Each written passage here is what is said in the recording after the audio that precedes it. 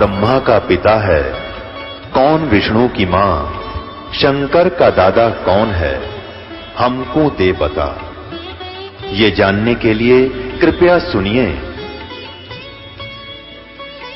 जगत गुरु तत्वदर्शी संत रामपाल जी महाराज के अमृत वचन सर्व पवित्र धर्मों के पवित्र शास्त्रों के आधार पर। कबीर कौन है? वो परम पूज्य परमात्मा जो जुलाहा दान की भूमिका करके 120 वर्ष तक इस पृथ्वी पर रहे और काशी के अंदर प्रगट रहे। सहशरीर आए थे, सहशरीर चले गए थे।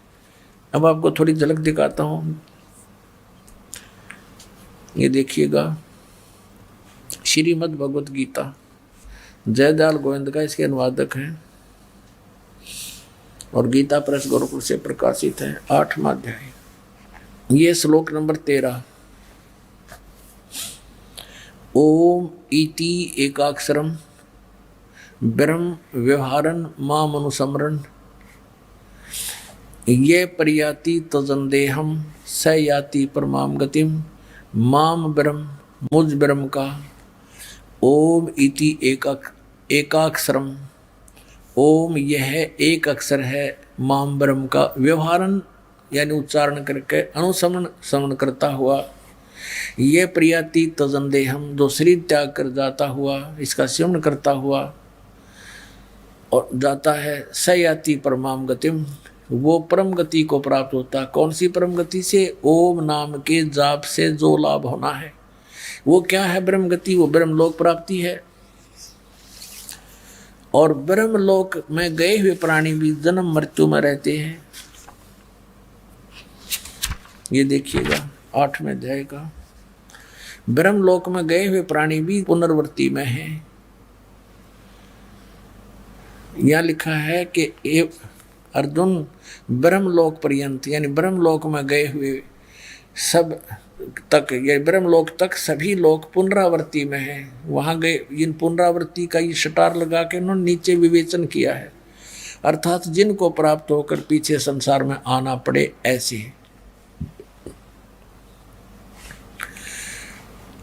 हे अर्जुन, ब्रह्मलोक पर्यंत सब लोग पुनरावृत्ति में है, परंतु कौनते मुझको प्राप्त होकर पुनर्जन्म नहीं होता। ये अनुवाद गलत कर दिया इन्होंने, क्योंकि बुद्धि कमजोर थी। इसका अर्थ है कि अर्जुन, ब्रह्मलोक तक सभी लोग पुनरावृत्ति में है, वहां गए प्राणी भी वापस आते हैं, जन्म मृत्यु में आते हैं। और न विद्यते, विद्य माने जानना भी होता है। इस अक्षर का एक ही अर्थ नहीं होता। विद्य धातु है, विद्या जानना। जो ये नहीं जानते तो मुझे माम उपेत तू, मुझे प्राप्त होकर भी, हे अर्जुन कुंती पुत्र, उनका पुनर्जन्म होता है। यदि हम इसका ये इन वाला अर्थ करें तो फिर देखिएगा पुण्यात्मा, अध्याय नंबर 4 के और श्लोक नंबर 5 और 9 में, गीता अध्याय नंबर 2 के श्लोक नंबर 12 में और अध्याय नंबर 10 के श्लोक नंबर 2 में स्पष्ट क्या कर दूं, तेरे और मेरे बहुत जन्म हो चुके, तू नहीं जानता मैं जानता हूं। तो फिर ये कहना कि मुझे प्राप्त होकर उनकी जन्म मृत्यु नहीं होती, ये अनुवाद गलत है। ये देखिएगा अध्याय नंबर 4 का और श्लोक नंबर ये 5 है, यहां से शुरू होता है। बहुनानी यहां से पढ़ेंगे हम। हे प्रणतम अर्जुन, मेरे और तेरे बहुत से जन्म हो चुके हैं, उन सबको तू नहीं जानता मैं जानता हूं। सीधा हो गया कि मेरे और तेरे बहुत से जन्म हो चुके हैं, इसका मतलब ये नासवान है। फिर 9 में, यही 8वें अध्याय का 9वां श्लोक यहाँ पर है। अर्जुन, मेरे जन्म और कर्म दिव्य अर्थात निर्मल और अलौकिक है। दिव्य है, अलौकिक है। इस प्रकार जो मनुष्य तत्व से जानता है, जानने वाला शरीर को त्याग कर फिर जन्म को नहीं प्राप्त होता, किंतु मुझे ही प्राप्त होता है। अब यहाँ भी इन्होंने अपने हिसाब से बताया कि उनका पुनर्जन्म होता है।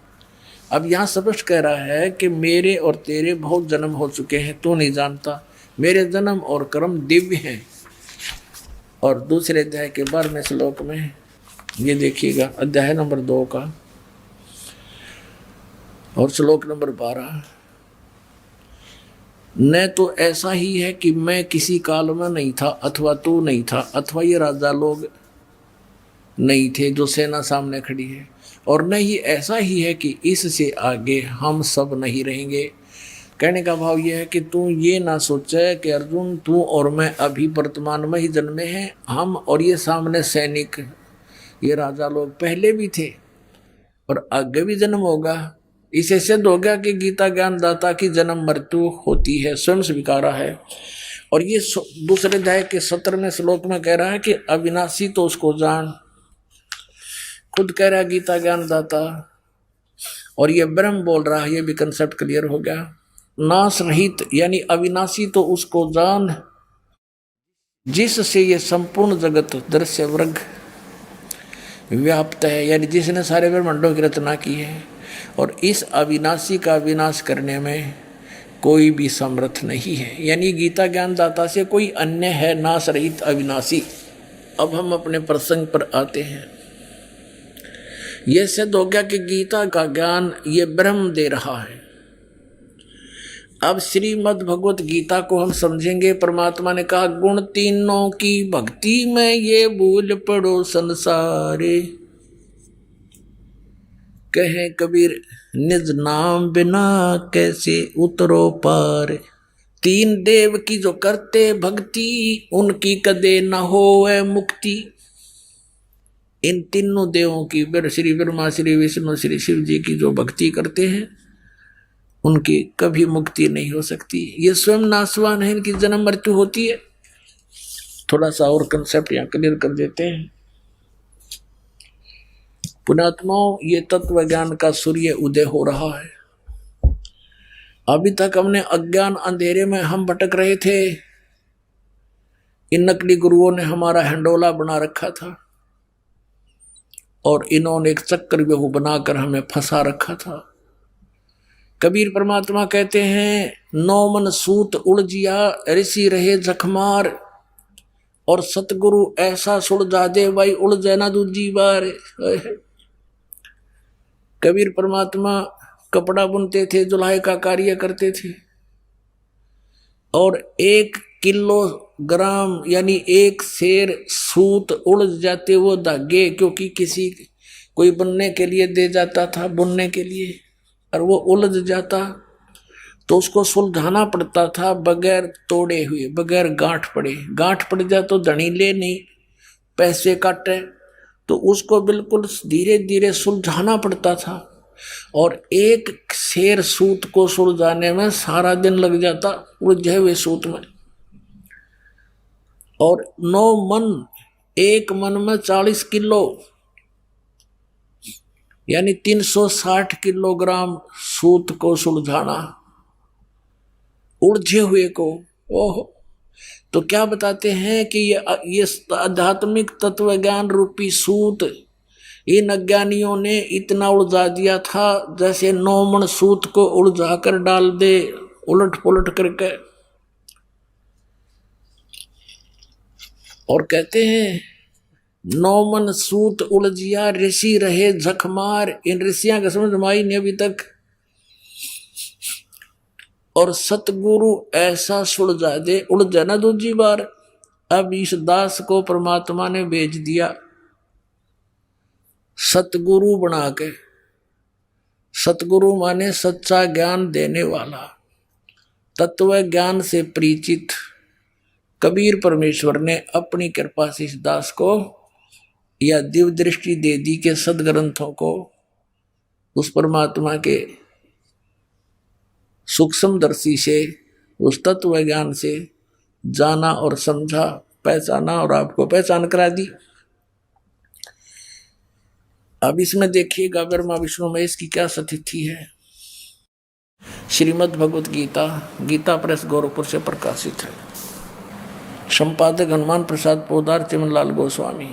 प्रकाशक एवं मुद्रक हैं गीता प्रेस गोरखपुर, गोविंद भवन कार्यालय कोलकाता का संस्थान।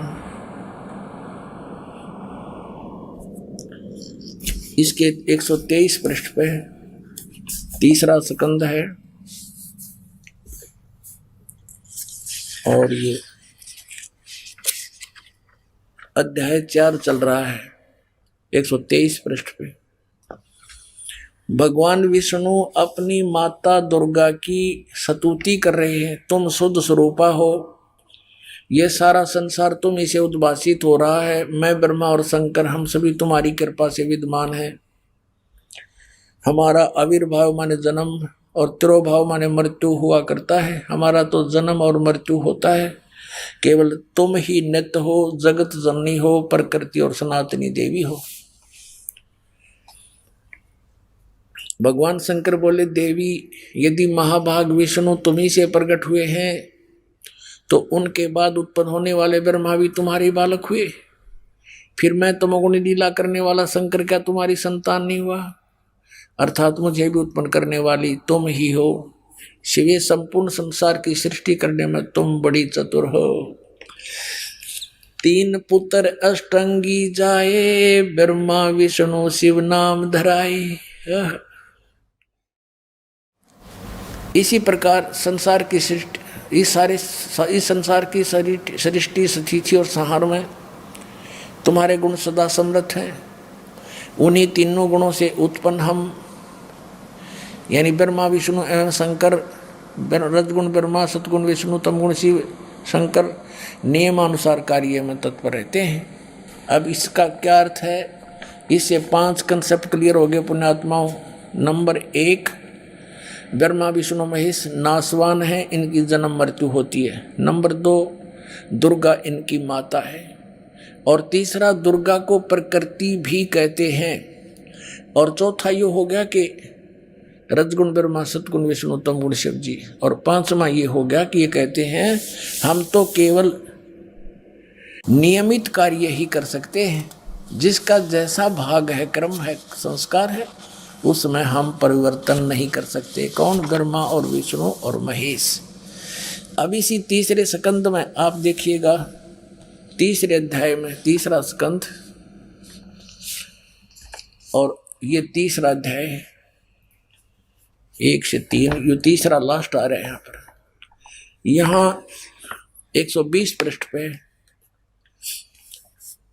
विष्णु जी बता रहे हैं कि ये वे ही दिवांगना है। दुर्गा को जब पहचाना इसने थोड़ा थोड़ा तो क्या बताते हैं, ये वही देवांगना है जिनके पर्यावरण में मुझे दर्शन हुए थे। जब कुछ नहीं था उस समय मैंने इसके दर्शन करे थे, दुर्गा के। ये उस समय मैं बालक रूप में था, छोटा सा बच्चा था, मुझे पालने से झुला रही थी। वट वृक्ष के पत्तर पर एक सुदृढ़ सैया बिछी थी, उस पर लेटकर मैं पैर के अंगूठे को अपने कमल जैसे मुख में चूस रहा था। अब काल ने रिमोट ऑन कर दिया, इसको अपना पिछली झलक दिखा दी। अब हम परमात्मा की इस वाणी को सिद्ध करते हैं। गुण तीनों की भक्ति में ये भरम पड़ो संसारे, कह कबीर निज नाम बिना तुम कैसे उतरो पार। 3 देव की जो करते भक्ति, उनकी कदे ना होए मुक्ति। 3 देव रजगुण ब्रह्मा सतगुण विष्णु तमगुण शिव जी। अब हम श्रीमद् भगवत गीता को पढ़ते हैं। यह है श्रीमद् भगवत गीता, गीता प्रेस गोरखपुर से प्रकाशित है। इसके अध्याय नंबर 7 में हम प्रवेश करते हैं। इस अध्याय नंबर 7 में कमाल कर रखा गीता ज्ञानदाता काल में।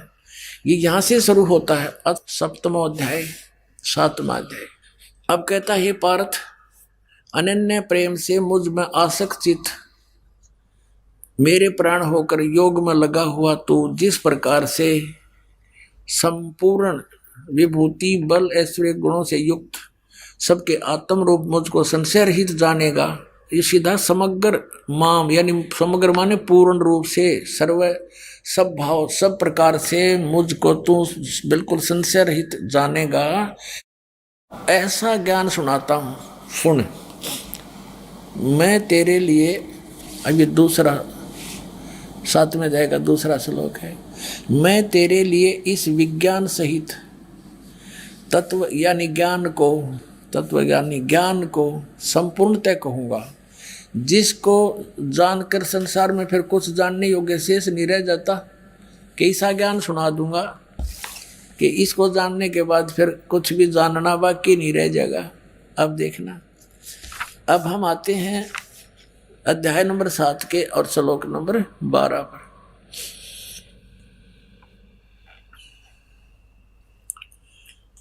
अब गीता ज्ञानदाता कहता है, और भी जो सतगुण से उत्पन्न होने वाले भाव हैं और रजगुण से तथा तमगुण से उत्पन्न होने वाले भाव हैं, उन सब को तो मुझसे होने वाले हैं ऐसा जान, परंतु वास्तव में उनमें मैं और वे मुझ में नहीं है। अभी आपको शिव पुराण में दिखाया था कि वहां क्या बताया है, ये देखिएगा। शिव पुराण दिखाना ही पड़ेगा एक बार फिर आपको। ये 9वां अध्याय है रुद्र संहिता का, गीता प्रेस गोरखपुर से प्रकाशित है, आपको दिखाई थी। इसके 110 पृष्ठ पे है। यह है रुद्र संहिता,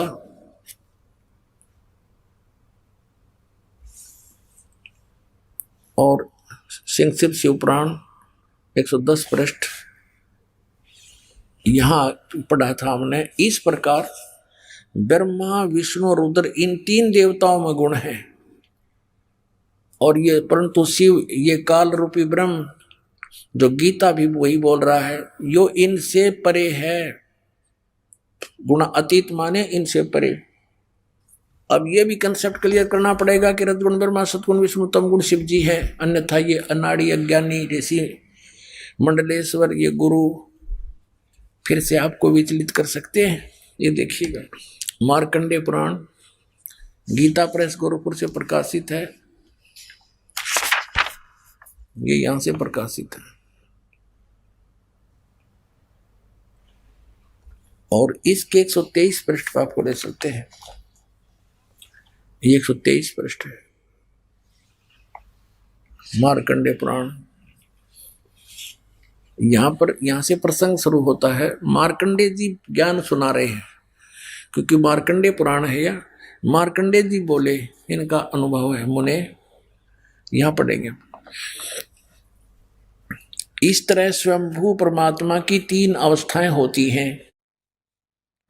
रजोगुण प्रधान ब्रह्मा, तमोगुण प्रधान रुद्र और सत्व प्रधान विश्वपालक विष्णु हैं। यही 3 देवता हैं और यही 3 गुण हैं।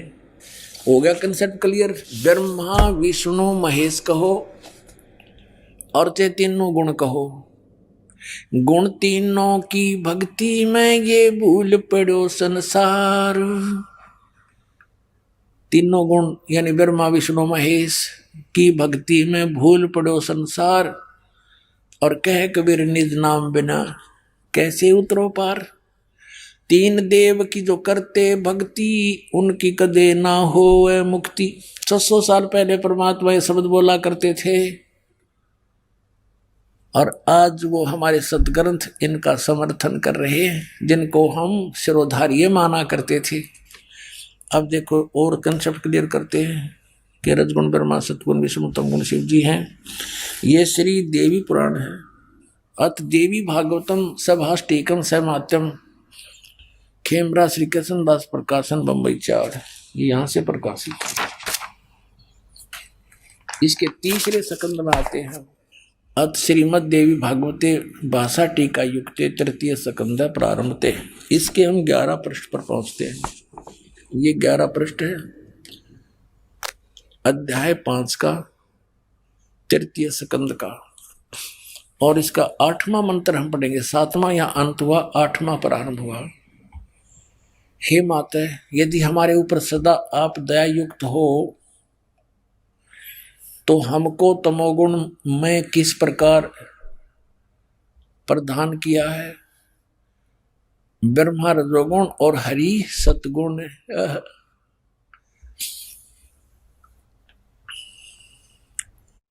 युक्त किए हैं। किस प्रकार युक्त किया हमारे को, फिर संस्कार देखेंगे। 7वां श्लोक समाप्त हुआ, 8वां प्रारंभ हुआ।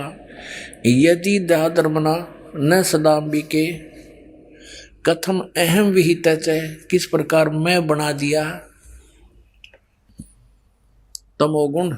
शिव भगवान कह रहे हैं, शंकर भगवान, कि मुझे तमोगुण क्यों बनाया। कमल जय, कमल से उत्पन्न होने वाले ब्रह्मा जी को रजोगुण संभाव, सुवितु सुविहित किमु सतोगुण हरि, और विष्णु जी को आपने सतोगुण क्यों बना दिया।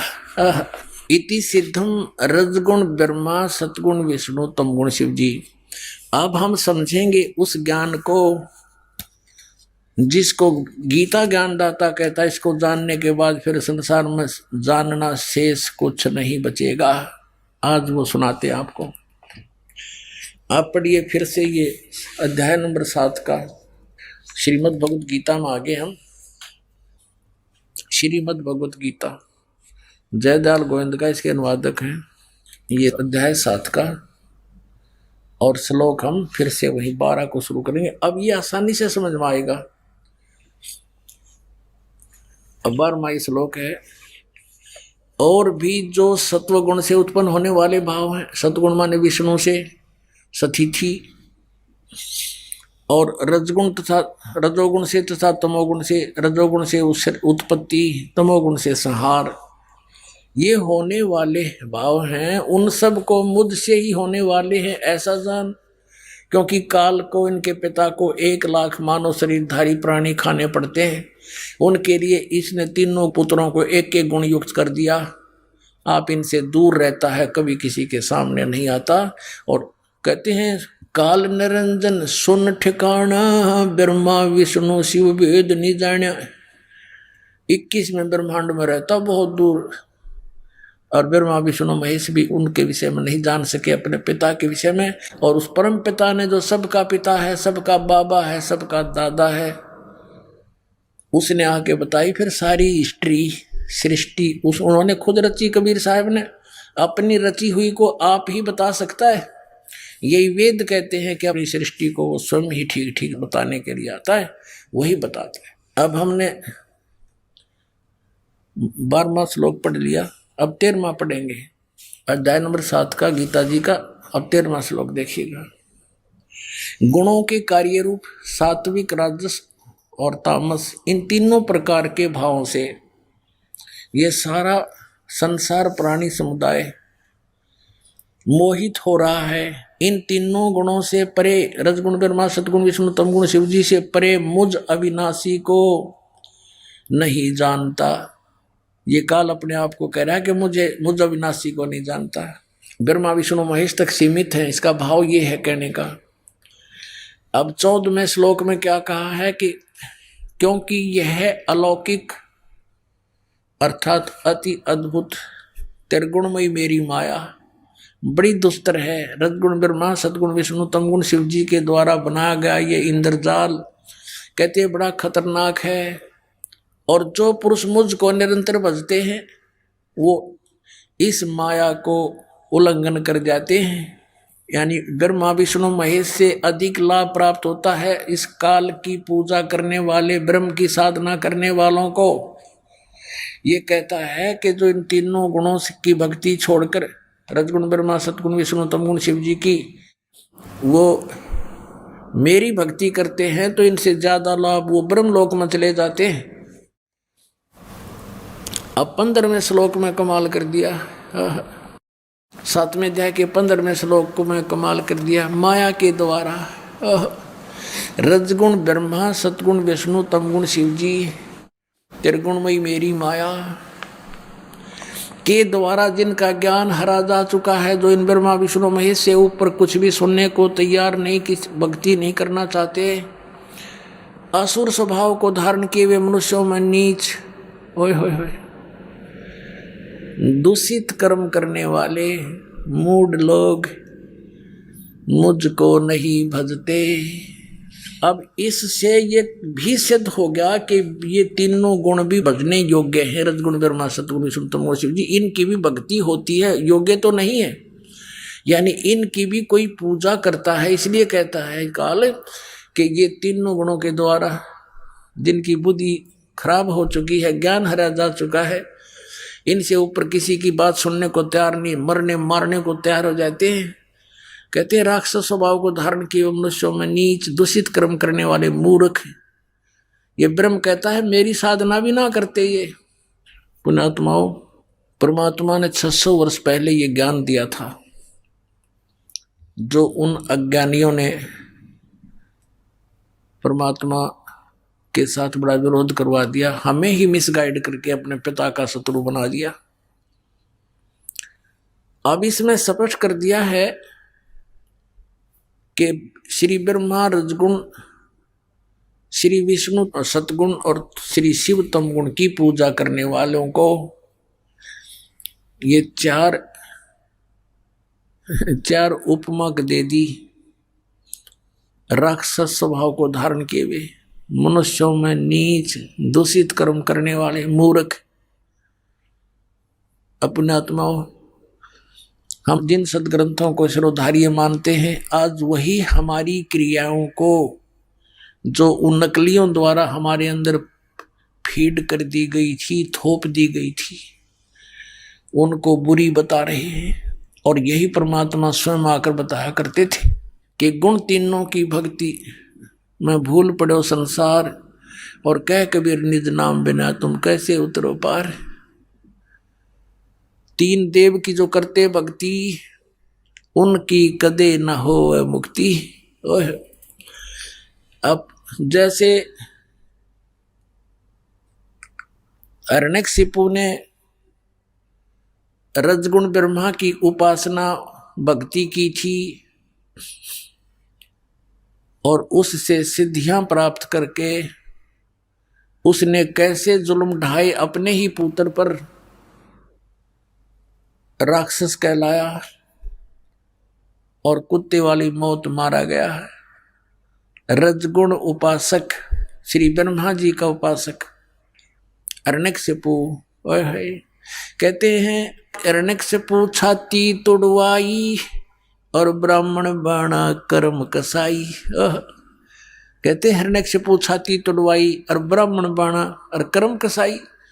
ब्राह्मण माने वो तो विद्वान, बताओ भगत, ब्राह्मण का अर्थ भक्त भी होता है। भक्ति करी बड़ा जबरदस्त और फिर ये कर्म करे, कर्म कसाई जैसे अपने पुत्र का भी दुश्मन हो गया, अपने आप भगवान बन बैठा। राक्षस स्वभाव को धारण किए हुए मनुष्यों में नीच दूषित कर्म करने वाले दुष्ट मूर्ख। अब हिरण्यकशिपु ने एक छोटे से मासूम बालक को मारने के लिए कितने ओछे हथकंडे अपनाए अपने ही पुत्र को।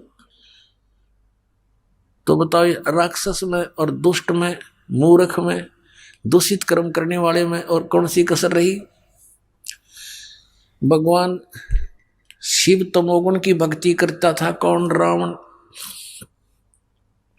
और कैसा जुल्म किया, सूरवीर होकर के पराई स्त्री को उठावे, इस जितना दुष्ट कर्म कोई हो ही नहीं सकता। और फिर त्रिलोक की भगवान की पत्नी जिनको माँ की दृष्टि से देखा जाता है, उस माता को उठा लाया सीता जी को और उसको पत्नी बनाने की कुचेष्टा करता रहा, लेकिन वो अलग बात है सफल नहीं हो सका, बाकी उसकी नीत गंदी थी। और ऐसी उपासना करता था भगवान शिव की, आज के तो कोई भक्ति कर नहीं सकता, ना कर सका। यहाँ से गर्दन काट के और अपनी बलि दे दी थी 10 बार। इतना ये भगवान वर्कडन दे देते हैं, जैसा किया वैसा ही 10 बार इसको जीवन दे दिया, लेकिन मोक्ष नहीं, कर्म के दंड का बचाव नहीं।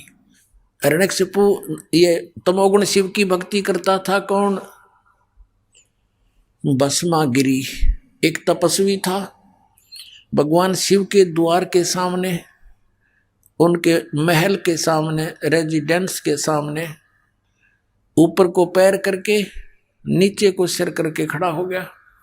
12 वर्ष तक खड़ा रहा। तब पार्वती ने कहा कि हे भगवान, आप तो समर्थ हैं, महादेवों के देव हैं, आप क्या नहीं कर सकते, क्या मांगता आपका पुजारी, इसको फ्री करो। अब भगवान शंकर जी ने कहा, तमोगुण शंकर ने, कि मांग भाई, क्या मांगता है भस्मागिरी।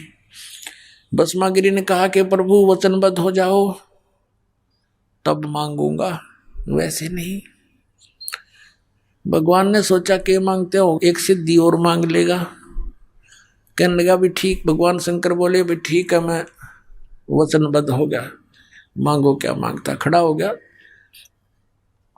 क्या मांगा कि आपने जो ये कड़ा पहन रखा, ये कड़ा दे दो। उस कड़े में क्या करामात थी, क्या विशेषता थी कि उस कड़े को किसी के सिर पर रखकर यूं कह दे भस्म, तो वो जल जाता था सामने वाला। उसमें ऐसी सिद्धि शक्ति थी। और इस बात से परिचित था कौन? शिव का पुजारी भस्मागिरी। भगवान शिव ने वचनबद्ध हो गए थे, तुरंत अपना कड़ा निकाल कर दे दिया अगले पुत्र। भगवान शिव ने सोचा जंगल में रहता है, अपनी रक्षा के लिए मांगता होगा। अब जो ही भस्मागिरी के हाथ में आ गया कड़ा, वो भस्म कड़ा, अन्य बोले ही बोले होशियार शंकर भगवान जिसकी पूजा करे था उससे का दुश्मन हो गया। और कहा कि अब तुझे मारूंगा, पार्वती को अपनी पत्नी बनाऊंगा। हा हा हा लगा इसने। भगवान शंकर ने सोचा ही तो बस सचमुच तौर बदल गया। इसने तो तेवर बदल लिए, सचमुच करेगा यूं तो काम। और लो करया शंकर भगवान की तरफ। शंकर भगवान ने तो डांक ठोक दी, फुल स्पीड तो भाग दिया, मर गया भाई। अब पुण्यात्माओं, इनको अविनाशी कहा करते हम, और ये कथा रोज पढ़ा करते। अविनाशी तो कबीर भगवान थे, परमेश्वर कबीर देव, जुलाहा कबीर, दान कबीर। और उनको कहने लगे कि तुम्हें उबलते हुए कढ़ाई में तेल के, सरसों के तेल के कढ़ाई में तेरी परीक्षा लेंगे। परमात्मा बोला ले लो। परमात्मा बैठ के जाके और जो कहते हो रहे। और फिर एक झेरे कुएं में डाल दिया परमात्मा को। ऊपर से मिट्टी गोबर सब कुछ भर दिया, छड़े सैकड़ों फुट मिट्टी, हजारों टन मिट्टी ठोक दी। शेख्त की गया सिकंदर लोधी के पास के कहा कि तेरे उस भगवान को हमने मार डाला और झेरे कुएं में ठोक दिया है। सिकंदर लोधी कहने लगे वो तो देखो कमरे में बैठे हैं। जाकर देखा कमरे में बैठे, पसीने आ गए सबका। ये तो ये बैठा हमका दबाए मिट्टी में। अविनाशी तो ये थे भाई, ये अविनाशी नहीं थे। ये आप कहने लग रहे हम अविनाशी नहीं है, हमारा जन्म मृत्यु होता है। तो ये लोक वेद सुना कर हमारे पूर्वजों का नाश कर दिया नकली संतों, ऋषियों मंडलेशों, गुरुओं ने। अब इनसे बच्चों टाइम दिया पुण्यात्माओं, पाछे गई सो जान दो, बाकी बची रख लो। कुछ नहीं गया अभी तक। असंग जन्म और होने थे, ये पीछा छूट जाएगा। अब ये तो तमोगुण शिव जी के उपासकों की कथा सुना दी कि राक्षस स्वभाव को धारण किए हुए इतना बुरा दुष्ट कौन होगा अपनी माता के ऊपर नीयत खराब कर रहा। क्योंकि गुरु यानी इष्ट की पत्नी मां के तुल्य होती है। और आगे आके भगवान शंकर जी और पीछे पीछे पुजारी, आगे भगवान, दोनों जहां स्पीड खींचे। अब भस्मागिरी ने तो ये था जब लग यो शिव जी नहीं मर लेगा इतने तो फ्री नहीं हो सकता, इसको मार के सांस लूंगा। आगे आपको पता है कि फिर भगवान आए पार्वती रूप बना के, गंडहत नाच नचा के भस्मागिरी को मारा। फिर श्री शिव जी के पास जाकर के उसका दिल डांटा कि मैंने भस्मागिरी को मार दिया है। अब वो भस्मागिरी फिर भस्मासुर कहलाया, राक्षस से। ये है पुण्यात्मा गूढ़ रहस्य इन सदग्रंथों के, जो तत्वदर्शी संत के बिना इनको समझा नहीं जा सकता। तत्वदर्शी संत परमात्मा का, कबीर भगवान का कृपा पात्र होता है, उसी की बुद्धि खुल सके ना तो यू काल खुल ना दे किसी की भी।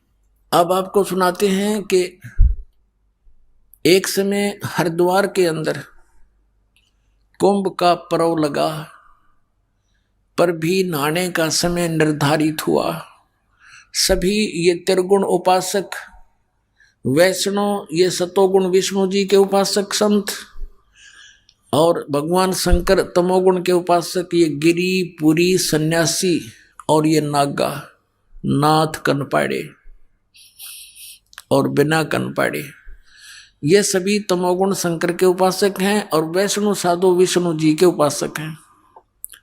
ये सभी स्नान करने के समय जहाँ ये कुंभ का मेला लगता है वहाँ अपने अपने ग्रुप में अपने अपने समुदाय में ये एकत्रित हो जाते हैं। गिरी अपने ग्रुप में, पुरी सभी अपने ग्रुप में और वैष्णव अपने ग्रुप में, नागा अपने ग्रुप में। फिर स्नान करने के समय ये सभी चल पड़ते हैं अपने अपने समुदाय में। सबसे पहले नागा पहुंच गए हरिद्वार में, ये पर भी लगनी थी कुंभ के मेले की, हर की पैड़ी पे। सबसे पहले नागा पहुंच गए वहां पर स्नान करने के पोजीशन पकड़ गए, सब पैड़ियों को पर छा गए। पीछे से आगे वैष्णव, ये सतगुण विष्णु के उपासक वैष्णव साधु, इन्होंने नागाओं से कहा कि ए नागाओं, प्रथम स्नान हम करेंगे, तुम मत नहाना पहले, क्योंकि हम सर्वश्रेष्ठ हैं, हम विष्णु जी के उपासक हैं। नागा कहने लगे कि नहीं, हम सर्वश्रेष्ठ हैं, हम त्यागी और बैरागी हैं, हम नी वस्त्र रहते हैं, नी इच्छा फिरते हैं, हम सर्वश्रेष्ठ हैं, हम सबसे पहले स्नान करेंगे। अब वैष्णव साधुओं ने कहा कि तुम काहे के श्रेष्ठ हो, पशु की तरह नंगे फिरते हो, टट्टी के हाथ भी नहीं धोते, सारे शरीर पर तुम राख रमाए रहते हो, आज नहाने वाले बन गए, शरण फिरो, तुम बाहर आओ। अब इतनी बात सुनी थी, वो भगवान भी भूल गए, हर की पैड़ी याद रही नहीं, वह पर भी याद नहीं रही। आपस में लड़ मरे, कट गए, काट कर एक दूसरे को। 25,000 ये त्रिगुण उपासक आपस में लड़का मर गए, कत्लेआम हो गया और गंगा के उस जल को लाल कर दिया रक्त से। अपना आत्मा परमात्मा ने बताया इनके बारे में, तीर तुपक तलवार कटारी, जमधड़ जोर बदावे हैं, हर पैड़ी हर हेत न जाण्या, वहां जा तेग चलावे हैं, काटे शीस नहीं दल करुणा, ये जग में साध को आवे हैं, जो जन इनके दर्शन को जावे, उनको भी नरक पठावे। परमात्मा कहते तुम इन महात्मा मानते थे, एक छोटी सी बात पर लड़ मरे नान के ऊपर के बिजली पड़े थी, गंगा का पानी खत्म हुआ था। आम व्यक्ति भी स्नान कर रहे हो, एक पीछे से आजा भाई मैं भी नहा लूं, आजा भाई आजा, स्नान करने वाले जगह दे देते हैं। ये तो आम व्यक्ति से भी गिरे हुए इंसान, इनको महात्मा कहते हो तुम। परमात्मा ने कहा कट शीस नहीं दल करुणा, इनके दिल में दया भी नहीं, और ये जग में साधक वावे हैं, और जो जन इनके दर्शन को जावे, इन गुरु बना ले, उनको भी नरक पठावे। तो पुण्यात्माओं, इस प्रकार अपने सदग्रंथों को समझना आपके लिए अति आसान हो जाएगा। गुण तीनों की भक्ति में 600 वर्ष पहले भगवान ये कथा सुना गए थे। ये पुण्यात्माओं, पहचान लो भगवान कौन है, कितना आसान है। जिन ग्रंथों को आज तक ये हमारे गुरु नहीं समझ सके, वो भगवान समझ समझ कर बता कर रख कर चले गए थे कि ये बताइए, ये लिखा है इनके अंदर, और उस परमात्मा के पाने का मार्ग इसमें नहीं है। वेद हमारा भेद है, मैं ना वेदन के माही, जौन वेद से मैं मिलूं, ये वेद जानते नहीं। परमात्मा कबीर जी कहा करते, धर्मदास इन चारों वेदों में मेरी ही महिमा का गुणगान है, मेरे विषय में जानकारी है, लेकिन मैं इन वेदों में लिखी विधि से, वर्णित विधि से मेरी प्राप्ति नहीं हो सकती। और जिस वेद से यानी जिस ज्ञान से मैं मिलूं, ये वेद जानते नहीं। वो कौन सा वेद है? वो सूक्ष्म वेद है। सूक्ष्म वेद कौन सा है? गीता जी अध्याय नंबर 4 के श्लोक नंबर 32 में गीता ज्ञानदाता कहता कि अर्जुन, जो अध्याय नंबर 4 के श्लोक 25 से लेकर 31 तक जिन साधनाओं की जानकारी की है उनके साधक अपनी साधनाओं को इसलिए कर रहे हैं कि वो उनको पाप नाशक जानते हैं, लेकिन इस प्रकार की यथार्थ साधनाओं की जानकारी विस्तार के साथ ब्रह्मणे मुखे सच्चिदानंद घन ब्रह्म की वाणी में कहा गया है। अब यहां अनुवाद करता हूं ने गीता जी अध्याय नंबर 4 के श्लोक नंबर 32 में अनर्थ कर दिया, ब्रह्मणे मुखे का अर्थ लिख दिया उन्होंने वेद की वाणी। और गीता जी अध्याय नंबर 17 के श्लोक नंबर 23 में ब्रह्मणे शब्द है, ओम तत् सत इति निर्देश है ब्रह्मणे त्रिवेद समर्थ है। वहां पर इन्होंने ठीक अनुवाद कर रखा है। ब्रह्मणे माने सच्चिदानंद घन ब्रह्म, यानी परम अक्षर ब्रह्म, वो पूर्ण परमात्मा के पाने का ओम तत्सत इति निर्देश है, नथिंग एल्स। निर्देशन माने फाइनल फैसला, डायरेक्शन, ऑर्डर एंड डायरेक्शन, ये निर्देश है। और जो ओम नमः शिवाय, ये ओंकार रंकार ज्योति निरंजन सतनाम आदि ये 5 नाम, अकाल मूर्त सब स्वरूपी राम सतपुरुष, ये नहीं, ये मंत्र मोक्षदायक नहीं है। इसी के परिणाम स्वरूप राधा स्वामी पंथ के प्रवर्तक श्री शिवदयाल जी वो भूत बने, प्रेत बने और अपनी से बुक्की में उस लड़की में आकर प्रवेश करके फिर लगे हुक्का पीने, लगे फिर पलंग पर बैठ कर उसी तरह फंड करने। तो पुण्यात्मा गरीबदास जी कहते हैं कि सतगुरु पुरुष कबीर हैं ये चारों युग प्रवान, ये झूठे गुरु अमर गए ये हो गए भूत मसान।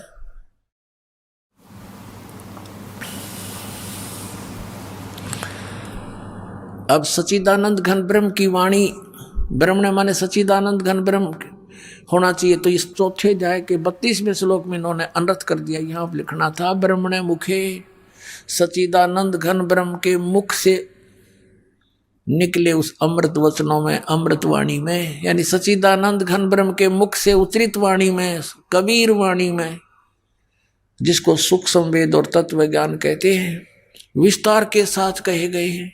चौथे अध्याय के 34वें श्लोक में कहा कि उस तत्व ज्ञान को जो सच्चिदानंद घन ब्रह्म ने स्वयं आकर बोला है,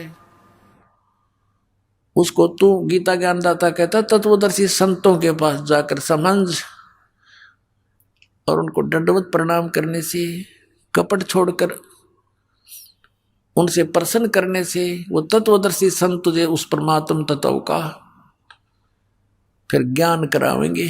इससे सिद्ध है कि गीता ज्ञानदाता भी अनभिज्ञ है उस तत्व ज्ञान से, उस परमात्मा के सूक्ष्म वेद से और उस मंत्र से। इसने संकेत अवश्य दे दिया 17वें अध्याय के 23वें श्लोक में कि ओम तत्सति निर्देश है ब्रह्मण त्रिवेद समर्थ है, कि उस सच्चिदानंद घन ब्रह्म के पाने का ये 3 मंत्र का जाप है, एक ओम और तत्, ये गुप्त है। गीता जी अध्याय नंबर 15 के श्लोक नंबर 16-17 में 3 पुरुष हैं, 3 प्रभु हैं, सर्वपुरुष और अक्षर पुरुष। सर्वपुरुष यो 21 ब्रह्मांड का स्वामी काल ब्रह्म है, अक्षर पुरुष यो 7 संग ब्रह्मांड का स्वामी है। और 17वें श्लोक में 15वें अध्याय गीता जी में कहा कि उत्तम पुरुष है तू अन्य परमात्मा इति उदाहरते, यह लोक धर्म अविश्य विवर्ती अवैश्वर है। उत्तम पुरुष श्रेष्ठ परमात्मा तो इन दोनों से भी अन्य ही है, सर्वपुरुष और अक्षर पुरुष से। तो तीसरा कौन है? वो परम अक्षर पुरुष। गीता जी अध्याय नंबर 8 के श्लोक नंबर 1 में अर्जुन ने पूछा कि हे प्रभु, आपने 7वें अध्याय के 29वें श्लोक में जिस तत्परम की जानकारी दी है कि उसको वही व्यक्ति जो इस सारे अध्यात्म से परिचित है, उस तत्परम से परिचित है, वो व्यक्ति केवल जरा और मरण से छूटने का ही प्रयत्न करता है। तो वो किम तत्परम 7वें अध्याय के 8वें अध्याय के प्रथम मंत्र में पूछा, वो किम तत्परम, वो तत्परम क्या है? गीता ज्ञानदाता ने 8वें अध्याय के 3रे श्लोक में कहा वो परम अक्षर ब्रह्म है। एक सर्वब्रह्म, एक अक्षर ब्रह्म, एक परम अक्षर ब्रह्म। एक सर्वपुरुष कहो उसको सर्वब्रह्म कहो, ये 21 ब्रह्मांड का स्वामी है। अक्षर पुरुष कहो, अक्षर ब्रह्म कहो, ये केवल 7 संख ब्रह्मांड का स्वामी है। और परम अक्षर ब्रह्म कहो, परम अक्षर पुरुष कहो, ये असंख्य ब्रह्मांड का स्वामी ओवरऑल कंट्रोलर ये कबीर देव है, कबीर साहब है। तो यहां पर 3 पुरुष हैं 15वें अध्याय के 16 और 17 में 3 परमात्मा सिद्ध हैं, प्रभु, पुरुष, अक्षर पुरुष, सरपुरुष और परम अक्षर पुरुष। तो 17वें अध्याय के 23वें श्लोक में संकेत दिया है कि उस परम अक्षर ब्रह्म के पाने का, सच्चिदानंद घन ब्रह्म के पाने का, परम अक्षर ब्रह्म के पाने का ये 3 मंत्र के जाप का निर्देश है। ओम तत्सत, नथिंग एल्स। आइए अब हम उन श्रद्धालुओं के अनुभव जानते हैं जो जगत गुरु तत्वदर्शी संत रामपाल जी महाराज जी से दीक्षा प्राप्त कर चुके हैं तथा उनके द्वारा बताए गए भक्ति मार्ग पर चल रहे हैं। नमस्कार जी। नमस्कार। क्या नाम है जी आपका? भावना सोलंकी। कहाँ से हैं जी आप? मैं पुणे से आई हूँ। क्या करते हैं आप?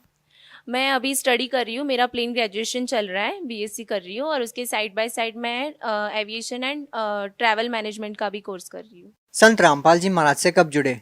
संत रामपाल जी महाराज जी से हम 2006 में जुड़े हैं। संत रामपाल जी महाराज से नाम दीक्षा लेने से पहले आपका जो पारिवारिक भक्ति का माहौल क्या रहा है? क्या भक्ति साधना करते थे आप? संत रामपाल जी महाराज जी की शरण में आने से पहले मेरे दादाजी जो कि एक शिव भक्त थे, काफ़ी बड़े, और वो एक किस्म से पंडित थे जो कि मतलब सारे लोगों का झाड़ फूक करना वगैरह, तो हम भी उन्हीं को फॉलो करते थे। और कुलदेवी जी जो हमारी माता जी दुर्गा जी थी, तो हम उनकी भक्ति साधनाएं करते थे।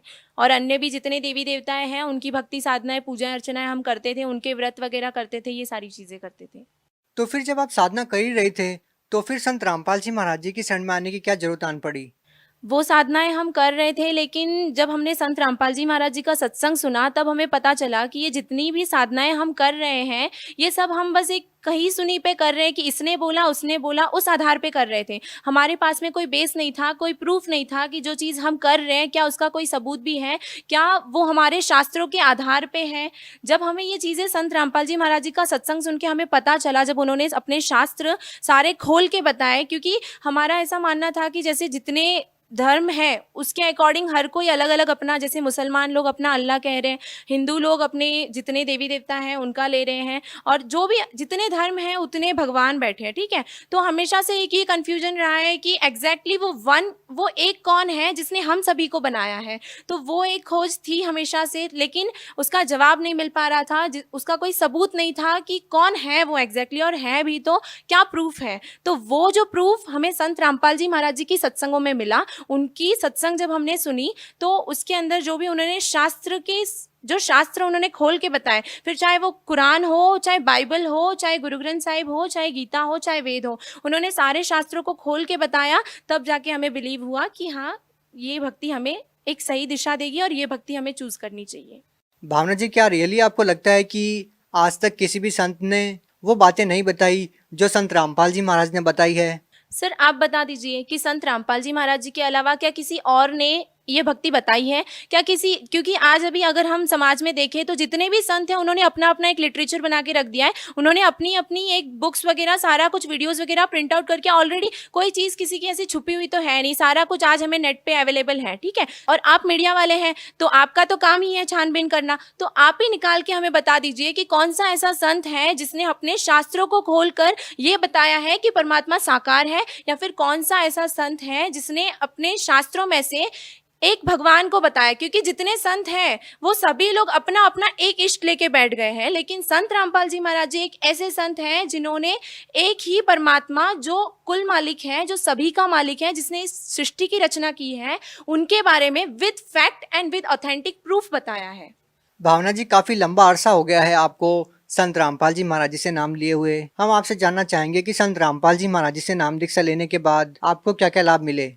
जी, संत रामपाल जी महाराज जी से जुड़ने के बाद में सबसे पहला एक आर्थिक लाभ, एक सबसे पहला तो मतलब हमें आध्यात्मिक लाभ हुआ कि एक सद्भक्ति मिल गई, हमें एक सही वे ऑफ वर्शिप मिल गया जो हमारे शास्त्रों के आधार पे है, एक प्रूफ के साथ में मिल गया कि हाँ यही भगवान है और इन्हीं की भक्ति करने से हमें मोक्ष मिल जाएगा। तो सबसे पहला तो एक आध्यात्मिक लाभ मिल गया कि हमें एक मोक्ष का मार्ग मिल गया। दूसरी चीज़ जो है कि एक आर्थिक लाभ, जैसे कि पहले हमारी कंडीशन, आर्थिक परिस्थिति भी काफ़ी ख़राब थी कि मतलब घर में पावशर दूध लाना भी मतलब हमारे बस का नहीं था इतना, और जितने बिजनेस मेरे डैड किए जा रहे थे सारे के सारे दिन ब दिन लॉस में ही जा रहे थे, एक भी सक्सेस नहीं हो पा रहा था। तो जब हम संत रामपाल जी महाराज जी की शरण में आए तो एक तो हमें ये आर्थिक लाभ मिला, आध्यात्मिक लाभ मिला, और दूसरा जो है एक शारीरिक लाभ जो कि मैं आपके साथ यहाँ पे शेयर करना चाहूँगी कि बचपन में मतलब जब मैं एक बार मतलब हम यहाँ से, मैं पुणे में रहती हूँ लेकिन मैं प्रॉपर राजस्थान से हूँ, तो जब हम अपने घर गए नानी के वहाँ पे तो मोस्टली ये जो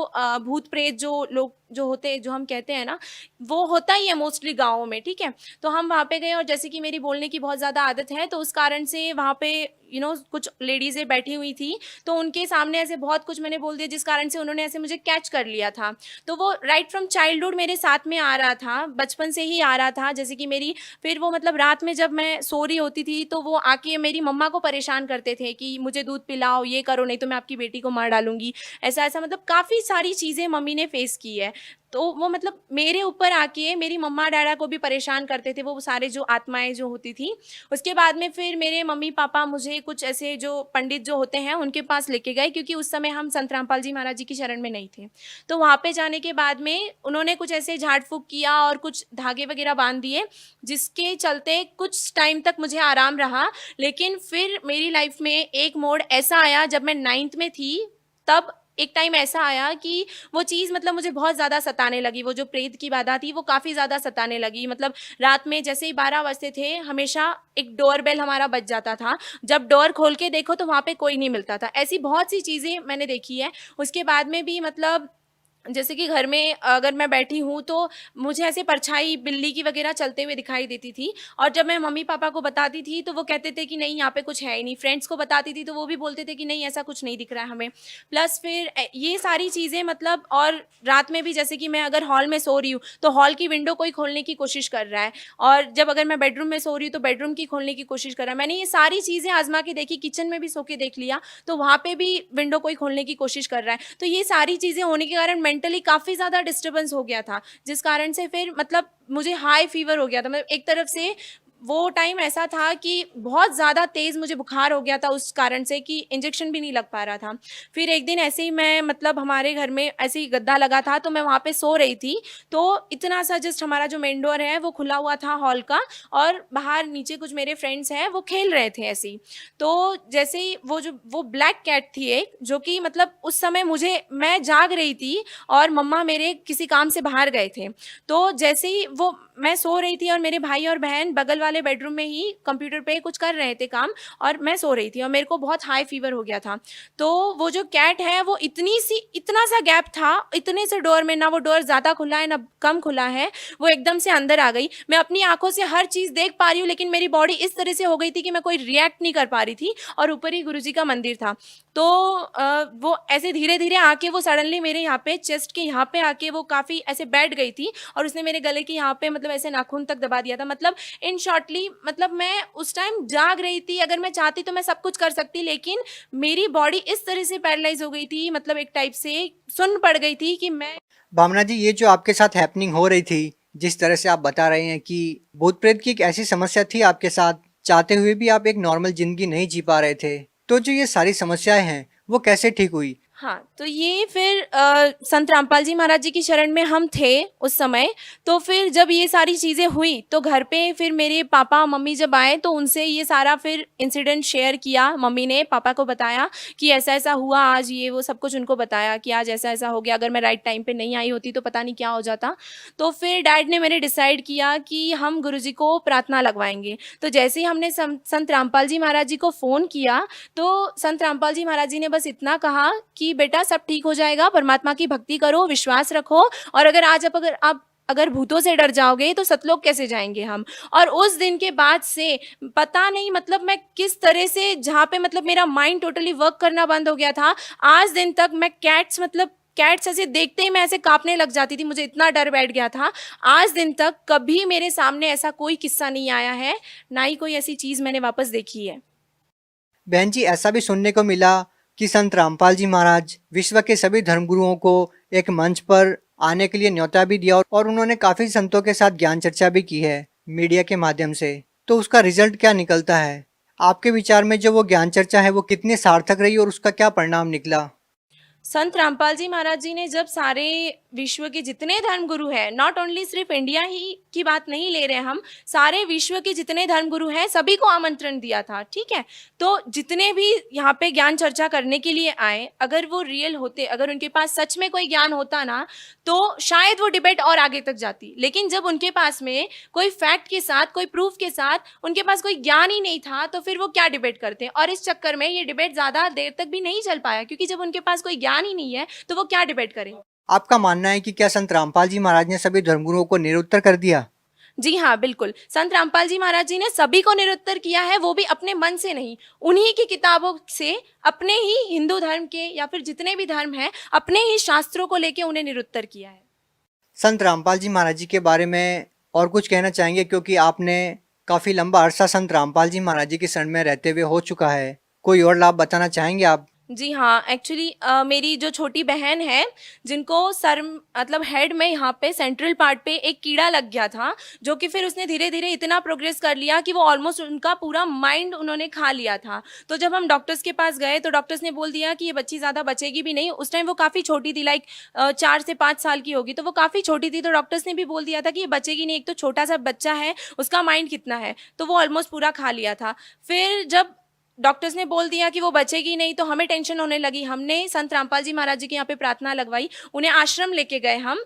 तो आश्रम लेके जाने के बाद गुरुजी ने उनको आशीर्वाद दिया और उन्हें एक चरणामृत का बॉटल दिया और प्रसाद दिया, और गुरुजी ने बोला कि बेटा भक्ति करो, परमात्मा सब ठीक कर देगा। तो फिर जब हम हॉस्पिटल गए तो उनसे गुरुजी ने बोला कि साइड बाय साइड आप ट्रीटमेंट भी चालू रहने दो। तो हमने उनका ट्रीटमेंट चालू रहने दिया। तो कुछ ही महीनों में या फिर 1-2 महीने में वो पूरा क्योर हो गया। उसके बाद में क्योर हो गया तो डॉक्टर भी शॉक रह गया कि ये ऐसे कैसे हो गया, सेम डॉक्टर वो शॉक हो गया। फिर उसके बाद में डॉक्टर ने बोला कि ठीक है, ठीक तो हो गए हो, लेकिन इनको बाल नहीं आ पाएंगे, बिकॉज ये जो हैंड पे जो अपना स्किन होता है ना, एग्जैक्टली ऐसा स्किन उसके सर में बन गया था।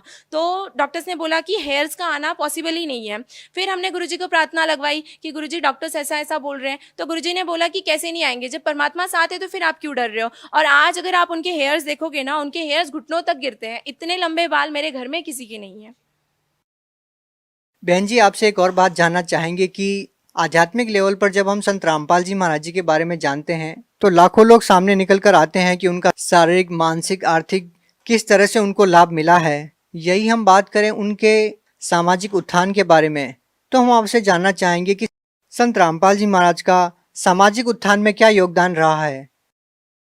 संत रामपाल जी महाराज जी के सामाजिक उत्थान के बारे में अगर बात करें तो सबसे पहले तो मैं उनका बहुत बड़ा धन्यवाद करना चाहूँगी कि उन्होंने ये जो दहेज प्रथा के लिए जो रूल निकाला है या फिर ये जो मुहिम निकाली है कि दहेज ना लेना है ना देना है, इसके लिए मैं बहुत ही ज़्यादा आभार प्रकट करना चाहूँगी। क्योंकि इस मुहिम के कारण आज लाखों बच्चे, लाखों बेटियाँ सुख से रह पा रही है, या फिर उनके पिता सुख से हैं, उनके माता पिता सुख से हैं। क्योंकि आज समाज में अगर दहेज के लिए देखा जाए तो लाखों लोग इस दहेज की नाम की इस प्रथा से पीड़ित है। क्योंकि हर दूसरे घर में एक बेटी है जिसकी शादी उनके माँ बाप को करनी पड़ती है, और उसके साथ आज के इस समाज के इस दौर के हिसाब से बहुत बड़ी मात्रा में उन्हें दहेज इकट्ठा करना पड़ता है, जिसके कारण बहुत से बाप आज परेशान है। दूसरी चीज़ें ये हैं कि जो नशा मुक्ति का ये भी जो एक मुहिम संत रामपाल जी महाराज जी ने चलाई है, बहुत अच्छी, इसके लिए भी एक बहुत बड़ा थैंक्स उन्हें देना चाहती हूँ। क्योंकि आज के समाज में देखोगे ना तो हर दूसरा इंसान नशा कर रहा है, नशे का शिकार बन रहा है। हर दूसरा इंसान, किसी को कोई स्ट्रेस आ गया तो वो इंसान नशा कर रहा है। लेकिन संत रामपाल जी महाराज जी की शरण में आकर ये जो नशा मुक्ति की जो मुहिम है, ये काफ़ी ज़्यादा लाभदायक है। धन्यवाद। धन्यवाद।